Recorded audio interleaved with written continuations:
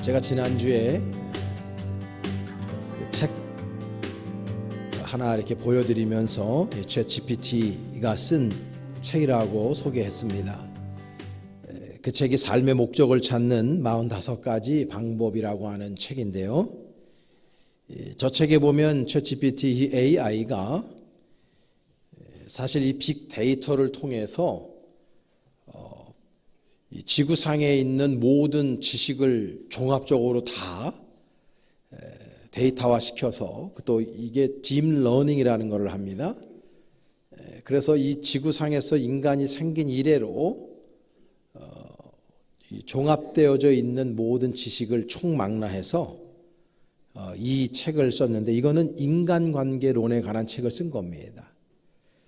근데 이 친구가 이게 기계잖아요. AI인데 우리 인간들에게 있어서 인간들을 평가할 때 우리 인간들은 지금 매우 고독감 가운데 살고 있다. 단절 가운데 살고 있다. 그 평가하면서 원인이 있다는 거죠. 원인. 우리 인간이 고독하게 그리고 단절감을 느끼면서 살게 된 이유가 있다는 거예요. 그 이유를 가장 중요한 2가지 이유를 대는데, 첫 번째는 뭐냐 하면요, 커뮤니케이션이 안 된다는 거예요. 커뮤니케이션이. 그러니까 사람과 사람과의 사이에 같은 한국 사람들인데 말은 주고받고 할 수 있는데 이게 말이 통하지를 않는 거예요. 커뮤니케이션이 안 되는 거예요. 또 하나 이유가 뭐냐 하면 공감의 능력이 떨어지기 때문이다. 다른 사람이 아플 때 함께 아파해 줄 줄 알고, 다른 사람이 울고 있을 때 함께 울어줄 줄 알고, 다른 사람이 정말 기뻐서 즐거울 때 함께 즐거울 줄 알아야 되는데 그거를 못하고 있다는 거예요. 그래서 지금 사람들이 고립감 가운데에, 단절감 가운데에, 외로움 속에 살고 있다. 챗GPT가 진단합니다. 그런데 이 의사소통과 공감의 능력이 떨어진 것도 또 원인이 있다는 거예요. 그 근저를 들어가 보면은 사람들의 가치관이 차이가 있기 때문이다. 이 가치관은 우리가 어느 나라에서 태어났느냐와 어떤 부모 밑에서 태어났느냐라고 하는 것과, 그리고 어떤 공부를 우리가 했느냐, 어떤 지식을 얻었고 우리가 환경적인 요인이 어떤 요인이 있느냐, 이런 것들을 통해서 우리가 가치관이 형성이 되는데, 이 가치관의 차이 때문에 사람들이 고립감을 느낄 수 있다는 거예요. 이 가치관은 우리의 종교를 결정하고, 이 가치관은 우리의 삶의 패턴을 결정함으로 말미암아 어찌 보면 이 가치관이 우리의 인생 여정을 이끌어가고 있다는 거죠. 우리가 동의하지 않을 수 없는 지적입니다. 그래서 요즘 사람들은요, 아무리 옳은 말을 해도 듣지 않는 사람들이 많아요. 분명히 옳은 말이거든요. 분명히 옳은 말이에요. 맞는 말인데 안 들으려고 합니다. 왜? 가치관이 다르기 때문입니다. 이 가치관이 다르다 보니까 지금 이 사회 안에 갈등 구조가 팽배해져 있습니다. 우리 편이 하는 건 다 괜찮고 남의 편이 하는 건 다 마음에 안 드는 거예요. 이런 현상들이 왜 발생을 하냐 하면 커뮤니케이션이 안 되고 공감 능력이 떨어질 뿐만 아니라 사람들 사이에 있는 이 가치관의 차이로부터 오는 것이다. 그래서 이런 말이 있어요. 당신은 말을 물가로 이끌 수는 있지만 그 물을 마시게 할 수는 없다.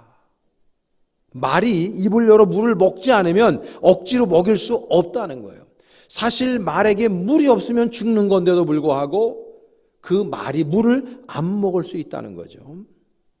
지금 우리가 사는 이 세상은 이 가치관과 이념과 이데올로기가 너무 다양하고 다르다 보니까 그 가운데에 갈등 구조와 반목과 비판과 불신과 다툼이 끊이질 않고 있다. 그렇게 얘기를 하고 있는 것입니다. 저는 이 책을 읽으면서 그런 생각을 해봤어요. 그렇다면 이런 모든 반목과 갈등 구조를 없애기 위한 방안이 무엇일까?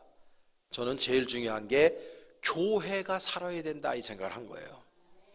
여러분 솔직히 우리가 딱 까놓고 얘기해가지고 여러분들이 지금 삶을 살아가는 공동체 있잖아요. 직장이든지 뭐 어디든지 여러분 어느 공동체든지 소망 있는 공동체 있으면 저한테 교회 빼고 얘기 좀 해보세요. 여러분들에게 정말 삶의 희망을 주고 그 공동체만 들어가면 기쁨과 소망이 넘쳐나고 내가 막 비전을 갖게 되고 마음이 부자가 되고 풍성하게 돼서 나 자신을 너무 온 어떤 영혼과 우리의 마음과 우리의 육신을 해피하게 만드는 공동체가 혹시 있습니까? 교회 빼고? 모르겠어요. 여러분들은 혹 있는지 모르지만 저는 만나본 적이 없어요. 그러니까 이렇게 지금 혼탁한 세상을 밝히고 이 세상에서 그래도 우리가 살맛나는 세상으로 우리가 바꿔가기 위해서는 교회가 본질로 돌아가야 된다라는 생각을 지울 수가 없는 거예요. 여러분 우리가 여기에서 우리들의 편견 내지는 착각 내지는 잘못 이해하고 있는 거 우리가 고쳐야 되는데요. 설교를 시작하면서 이 교회는요 건물이 아닙니다. 여러분들이 오늘 교회 가자 그래서 오셨으면 언어를 바꾸셔야 됩니다. 교회당 가자, 예배당 가자 이게 맞는 거고요. 교회는 우리가 예수님께서 가이사라 빌립보에서 제자들에게 물으시는 장면 우리가 다 기억합니다. 마태복음 16장에 나오죠. 세상 사람이 나를 누구로 아느냐라고 할 때에 예레미야, 세례요한 뭐 다른 선지자 중에 하나라고 합니다. 예수님의 제자들에게 묻죠. 그러면 너희들은 날 누구라고 보느냐? 그럴 때 베드로가 호기롭게 나와서 예수님의 마음에 흡족한 고백을 하죠. 주는 그리스도시요 살아계신 하나님의 아들입니다 라고 하는 그 고백을 듣고 예수님께서 그 베드로 이름 위에 페트로스 그 이름 반석이라는 뜻이죠. 락 반석이라는 뜻입니다.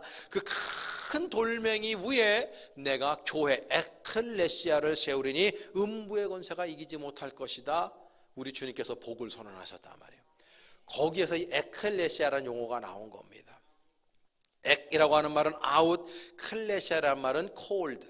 바깥으로 부르심을 받은 공동체가 교회 공동체. 그러니까 저와 여러분들이 베드로와 같이 고백할 수 있다면 그 베드로의 고백이 내 고백이 됐다면 여러분들 한 사람이 다 에클레시아 교회가 된 줄로 믿습니다.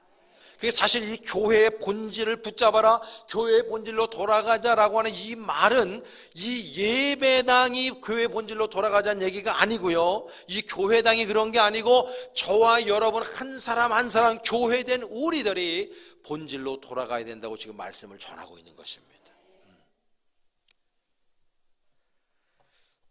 여러분 우리는 하나님으로부터 창조된 피조물입니다. 그렇죠? 여러분 믿으십니까? 여러분 신앙으로 고백하십니까? 이 세상에 우연히 만들어진 것이 아닙니다.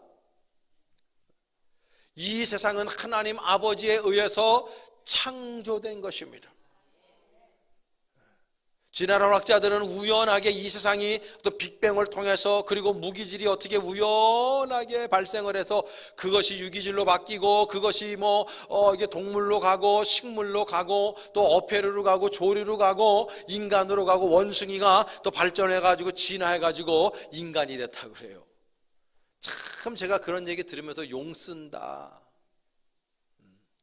찰스 다윈이 그 시대에 기독교가 워낙 타락하고 그리고 워낙 매너리즘에 빠져있는 그 시대를 향해서 그냥 화두를 하나 던진 것이 완전히 히트를 치고 난 다음에 지금 이 세상은 진화론과 창조론으로 나눠져 있고 근데 너무나도 아이러니컬한 게 뭐냐면 학교 교육에서는 창조론은 가르치지 않고 진화론만 가르친다는 거예요. 이게 얼마나 잘못된 교육입니까? 제가 초등학교 6학년 때 생생히 기억하는 게 뭐냐면, 그때 당시에 우리 학급에 장로님 아들이 하나가 있었습니다. 근데 그때 선생님이 들어오셔가지고 이렇게 말씀하시는데, 그분이요 창조론을 이야기하지 않고 진화론을 얘기하는 거예요. 초등학교 6학년 때 우연히 이 세상의 모든 사람들이 생겼고 모든 물체가 생겼고 인간이 원숭이를 통해서 진화돼서 인간이 됐다고 얘기하더라고요, 선생님이. 제가 손을 번쩍 들고, 선생님, 인간은 하나님이 만드셨습니다. 이 세상은 하나님이 만드셨습니다. 그 선생님이 제가 목사 아들인 거 알고 있었습니다. 저한테 그래서 너 웃기는 소리 하지 말라고. 그때 제가 저 혼자는 좀 쫄리잖아요, 선생님이니까. 그때 당시에는 지금하고 다르잖아요. 그리고 제가 장로 아들이 우리 친구를 쫙 째려보면서 너는 왜 가만히 있냐 그랬어요, 내가. 그랬더니 그 친구가 저를 또 째려보면서 왜 그걸 나한테 책임을 전가하냐고 이런 식으로 얘기한. 그때 제가 이 마음 안에 울분이 치솟으려는 거예요.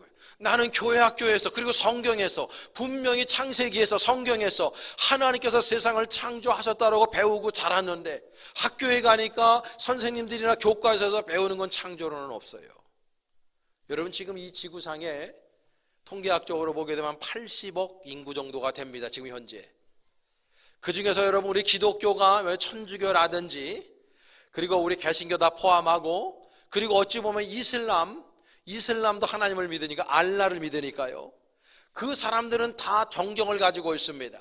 그 정경을 가지고 있는 사람들의 숫자가요 50억 명이 넘습니다.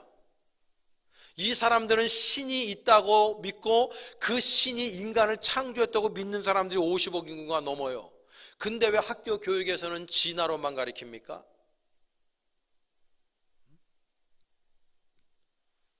매우 잘못되어 있는 것이죠. 어쨌든 하나님 아버지께서 우리 인류를 창조하셨어요. 나를 만드셨어요. 인간을 만드셨어요. 그러면 여러분 생각해 보세요. 우리가 누구 안에 있을 때 우리는 진정 행복감을 느낄까요?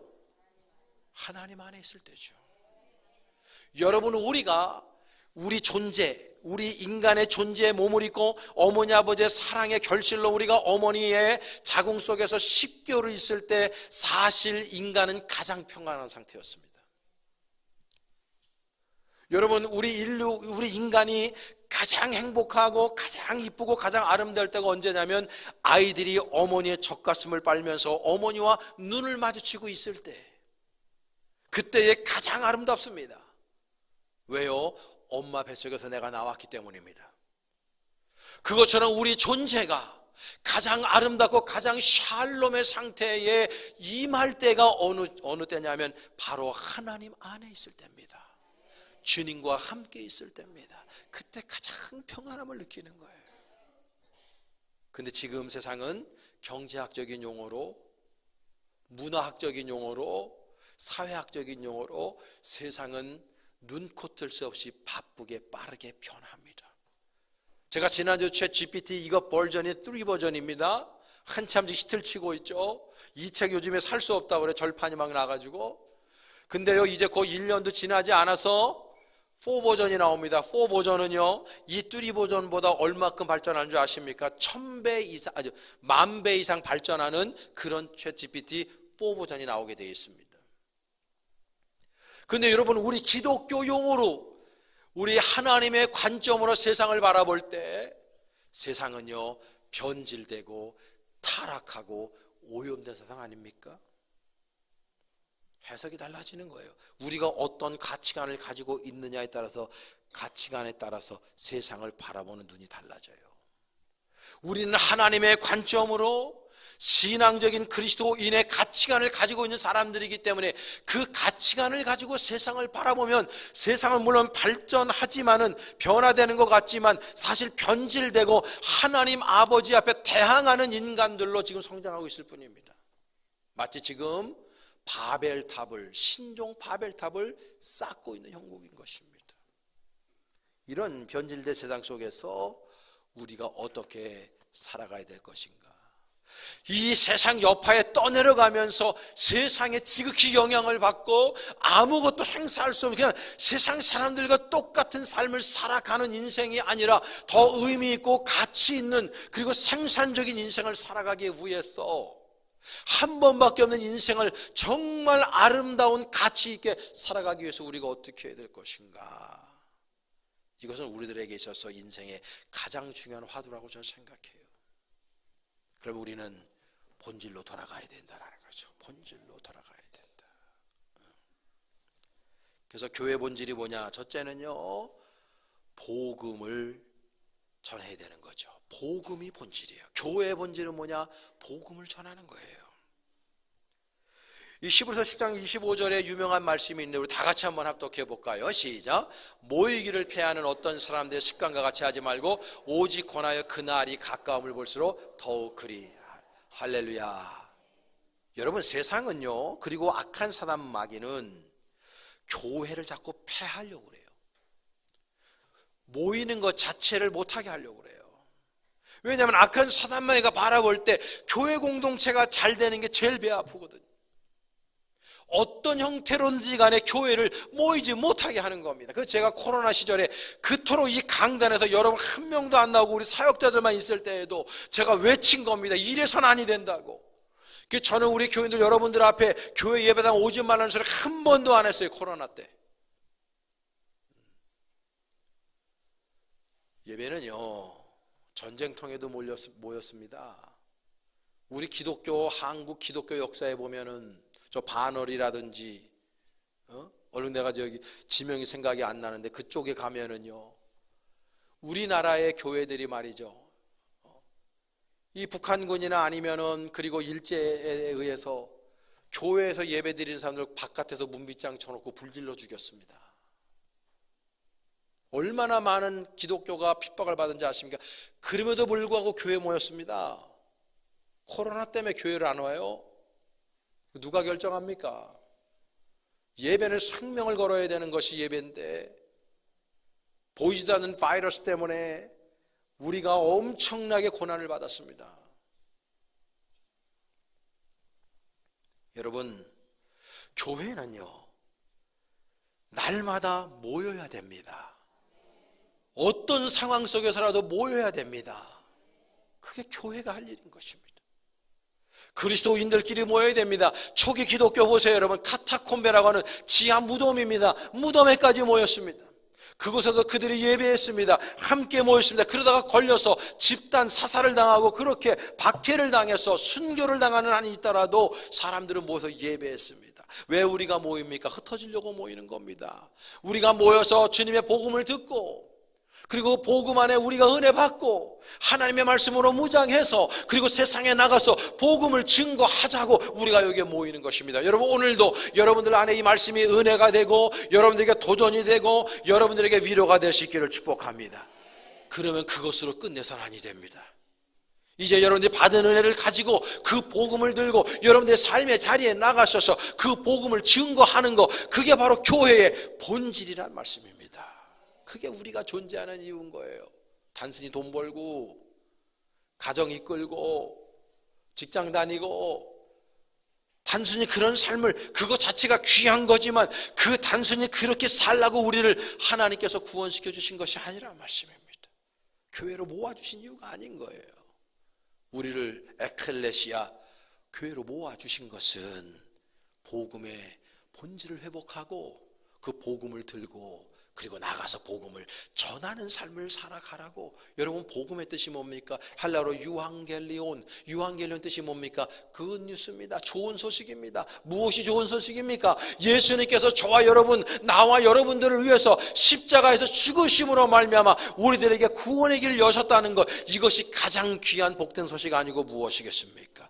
100년도 살지 못하다 가는 인생, 그것으로 끝나는 것이 아니라는 거예요. 우리들의 영혼이 저 하늘나라에 가느냐 지옥에 가느냐 결정이 나는데 우리 하늘나라에 가서 영원토록 살 수 있도록 우리 주님께서 십자가 위에서 길을 여셨다는 겁니다. 이것처럼 복되고 기쁜 소식이 어디 있습니까? 이 복된 소식을 내 마음판에 새기고 이 복음을 들고 나가서 주님의 말씀을 전하는 것, 이게 바로 저와 여러분들의 가장 중요한 본질이라는 것입니다.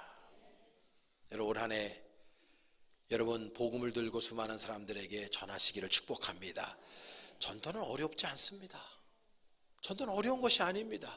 그냥 여러분들의 그 복음을, 예수를 사람들한테 전하면 되는 것입니다. 야, 내가 예수 믿어보니까 너무 좋더라. 두 번째로는요, 이 교회의 본질에 있어서 가장 중요한 것은 모든 민족을 제자로 삼는 데 있어요. 우리가 이제 복음을 들어서 내가 복음을 내 마음판에 새겼다면은 이제는 우리가 뭐가 되어야 되냐면 예수님의 제자가 되어야 한다라는 거죠. 제자라는 걸 좀 편한 표현을 쓰면 주님의 사람이 되는 거예요. 주님의 사람이. 여러분, 우리가 보면은 대통령들한테도 정치사에서 보면 대통령의 복심이야, 저 사람은. 대통령의 입이야, 뭐 이런 사람들 있잖아요. 대통령의 최측근이야, 뭐 이런 사람들. 한번 여러분들에게 여쭙습니다. 여러분들은 주님의 입입니까? 여러분들은 주님의 복심이십니까? 여러분들은 주님의 최측근이십니까? 진짜 아멘이십니까?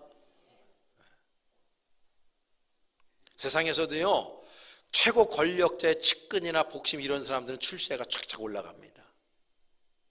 근데 그분의 복심이 아니면요, 출세길이 막히는 거예요. 우리 신앙 똑같습니다. 주님의 사람을 주님께서 그냥 버려두지 않습니다.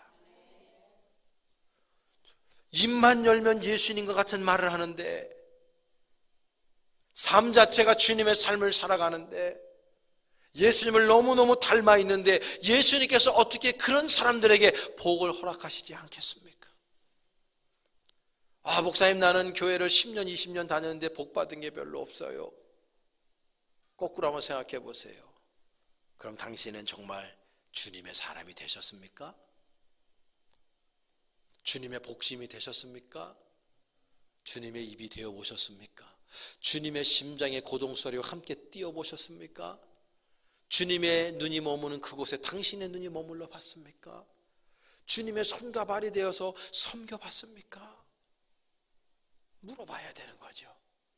원래 하나님 아버지께서는 우리 모두에게 아름다운 복을 허락하시기를 원하셨는데 우리들이 그 복을 발로 차고 있지는 않은가. 여러분, 급변하는 세상입니다. 제멋대로 살아가는 세상입니다. 기계와 문명 속에서 AI가 발전함으로 말미암아 하나님과 대항하는 그런 삶입니다. 신종 바벨탑을 쌓고 있는 세상이라 말씀을 드렸습니다. 이렇게 악한 세상 속에서 우리가 이 세파에 밀리거나 세파에 떠내려가는 그런 세속화된 삶이 아니라 이 세상과 대항해서 세상을 이기고 우리가 삶을 살아가는 그 삶의 끝자락이라도 주님의 나라를 만들 수 있는 능력 있는 주님의 제자가 되기 위해서 저와 여러분들은 진정 복음으로 돌아가 예수님의 사람이 되셔야 되는 겁니다.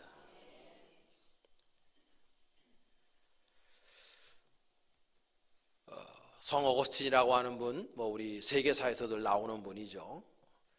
이분이 원래 30살 되기 전까지는 세상적으로 산 사람이죠. 사생아까지 낳은 사람입니다. 워낙 똑똑한 사람입니다. 대학 교수가 20대, 30대 된 사람이니까요. 근데 이분이 예수 그리스도를 영접하고 난 다음에, 온 인격으로 영접하고 난 다음에 컨페션이라고 하는 고백록이라고 하는 너무나 중요한 책을 펼쳐냈죠. 이 책에서 이분이 그런 고백을 합니다. 우리는 하나님으로부터 창조되어진 존재이기 때문에 하나님 안에서 안식을 취할 때까지는 우리의 삶의 진정한 평안을 얻을 수가 없습니다. 그렇게 표현했어요.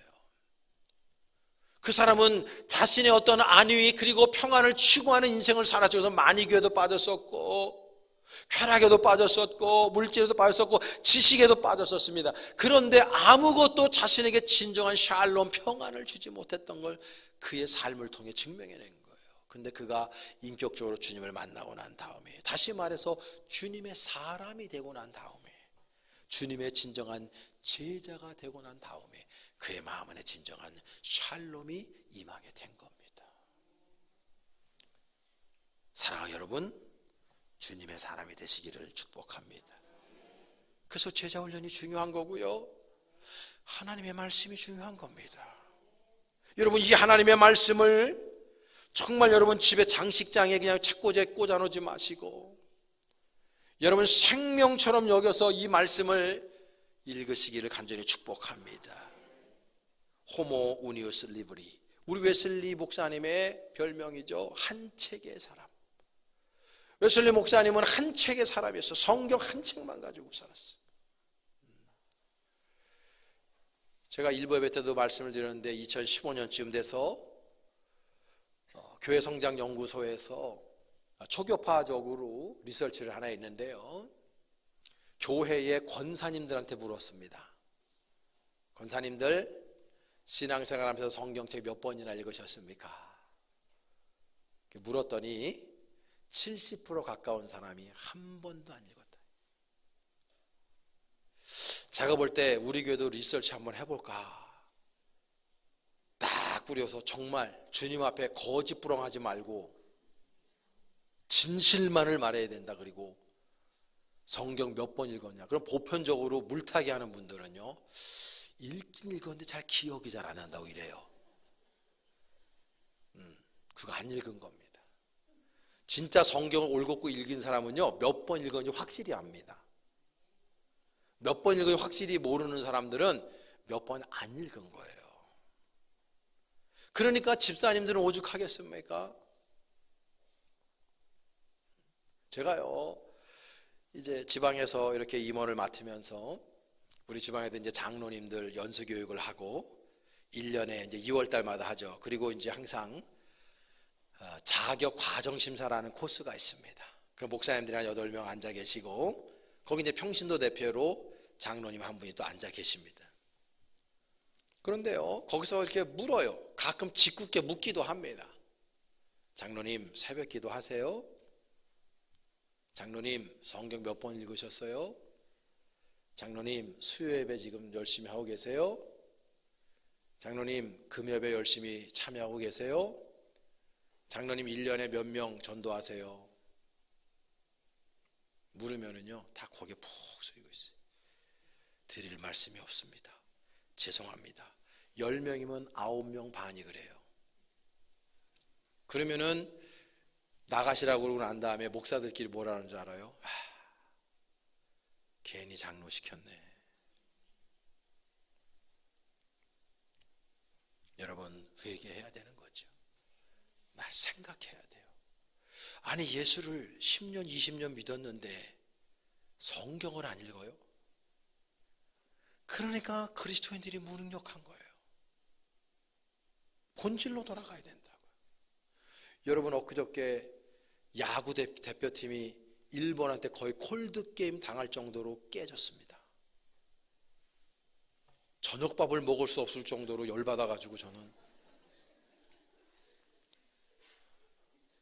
그랬더니 양준혁이라고 하는 삼성에서 오래 하고 LG에서 있었지만은 은퇴한 그 사람은 우리나라 최고의 타자 중에 하나였는데 별로 야구에 대해서 언급을 하지 않았던 그 사람이 한 4친구 빼놓고는 비행기 타고 한국에 오지 말라고 그랬어요.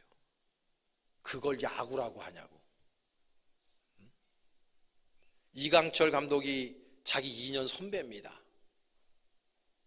그런데 이강철 감독을 향해서 막 그냥 그따구로 감독을 하냐고 막 퍼부어댔고, 이순철 감독이 해설자로 해서 이거는 이렇게 하면 안 됩니다, 야구를.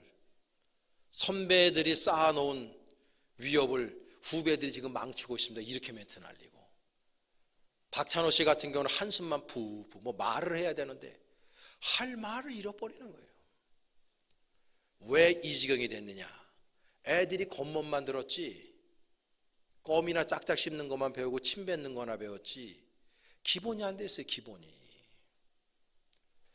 기본이 안 돼 있으니까 깨지는 거예요. 세상의 모든 이치가 똑같습니다, 여러분.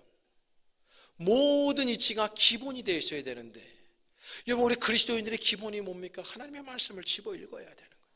이 말씀을 생명같이 여겨야 되는 거예요.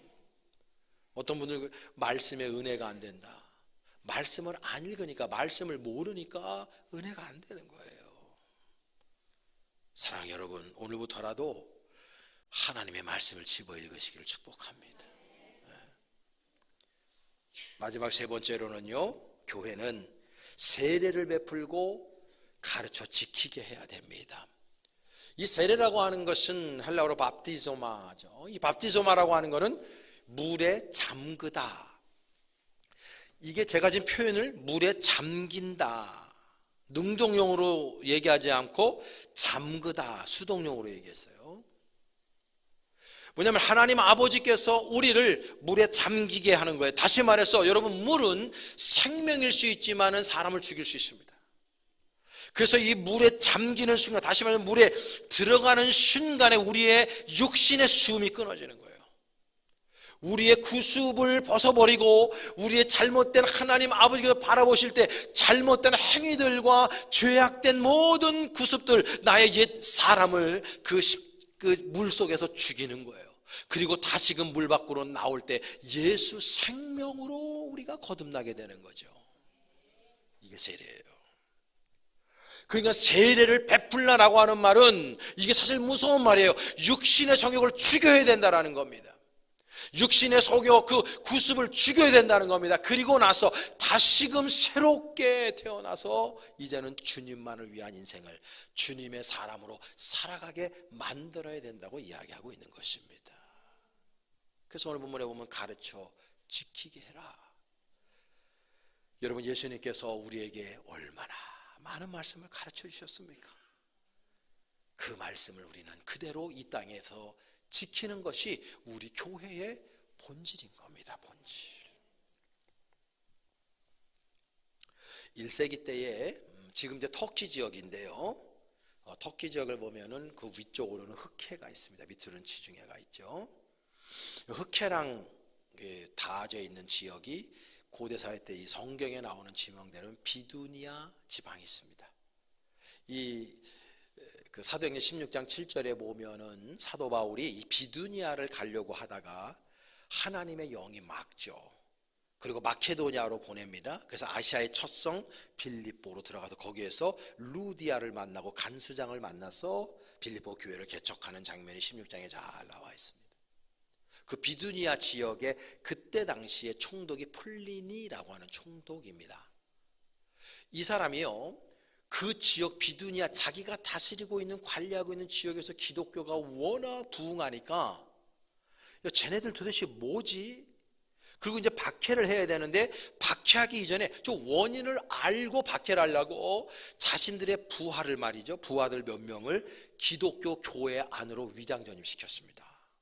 마치 신천지가 교회로 슬그머니 들어오는 것처럼 싹 들어와가지고 이 기독교 공동체를 이제는 리서치하는 거예요. 그리고 마지막에 그 플리니 총독에게 보고를 했고, 그 플리니 총독이 그때 당시에 황제인 트라양 황제한테 보고한 내용이 지금 기록으로 남아 있어요. 그 기록에 보면 뭐라고 플리니가 이야기했냐면요, 이 사람들은 사랑합니다, 이렇게 해놨어요. 이 사람들은 사랑합니다. 황제인 당신도 사랑하고 로마도 사랑하고 모든 사람들을 사랑합니다. 이 사람들은 사랑의 공동체입니다. 이렇게 보고한 내용이 남아있어요. 여러분, 예수님께서 우리에게 가르쳐 주신 게 뭡니까? 사랑이죠. 사랑이죠. 서로 사랑하라고. 마태복음 22장에 보면은 30절 40절에 보면은 내 온 인격을 다해서, 내 마음과 뜻과 정성과 목숨을 다해서 주 너의 하나님을 사랑하고 너 자신처럼 이웃을 사랑하라고, 이것이 모든 강령이라고, 율법의 완성이라고 주님께서 가르쳐 주셨습니다.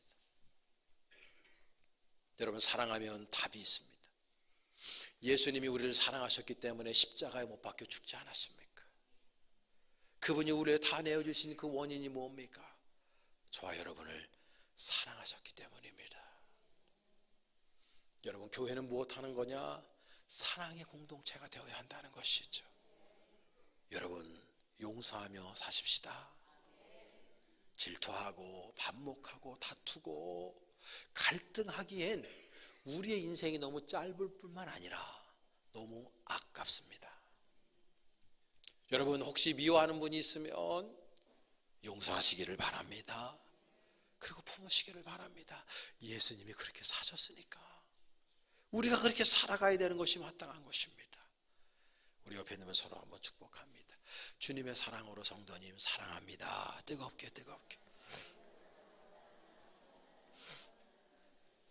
너무 사랑해서 속삭이시는 거죠. 예수님은 내어주는 삶을 사셨습니다. 자기 자신을 다 내어줬어요.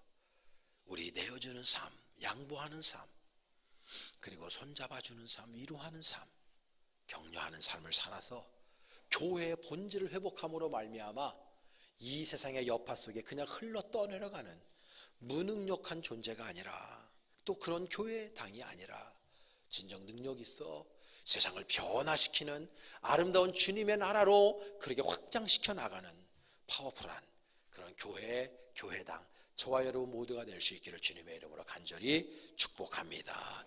기도하겠습니다.